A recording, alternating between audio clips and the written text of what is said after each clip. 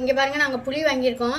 புளி வந்து சின்ன சின்ன சின்ன புளியாக தான் இருக்குது. இந்த மாதிரி புளிலாம் எங்கே பார்த்தாலுமே கிடைக்குது. இந்த புளி தான் இப்போ நான் 20 கிலோ வாங்கியிருக்கேன், வீட்டுக்கு வாங்கியிருக்கேன்.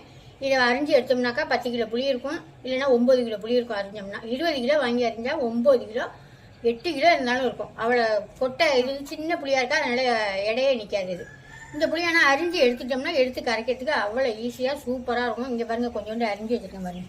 அரிஞ்சிட்டோம்னா அப்படியே பூ மாதிரி மல்லிகைப்பூ மாதிரி இருக்கும், அப்படியே பஞ்சு மாதிரி. சரிதா? அரியறதுக்கு தான் நச்ச புளியாக இருக்கிறதுக்கு கொஞ்சம் கஷ்டமாக இருக்கும். ஆள் தான் விட்டு நான் அரியிறேன். இப்போ என்னால் அறிய முடியல, அதனால் ஆள் வச்சு தான் அரியிறேன். ஒரு கொட்டையா ஓடா ஒன்றும் இல்லாமல் சூப்பராக அரிஞ்சு ஒரு வருஷத்துக்கு ஸ்டோர் பண்ணி வச்சுருவோம். பாதியை வெளியில் வச்சுருவோம், பாதியை ஃப்ரிட்ஜுக்குள்ள வச்சுருவேன். அடுத்த வருஷம் எடுத்து பார்த்தோம்னா இதே மாதிரி இருக்கும். பயிர் வாங்கியிருக்கோம். பயிர் வாங்கி வேணுங்கிறவங்க மேலே உள்ள நம்பருக்கு வாட்ஸ்அப் பண்ணுங்க. இது வந்து நாட்டு பயிர், சூப்பர் பயிர். நல்ல சின்ன சின்ன பயிராக முத்து முத்து முத்து தான் நல்லா சூப்பராக இருக்குது. யாருக்கடா வேணும்னு சொல்லுங்கள்.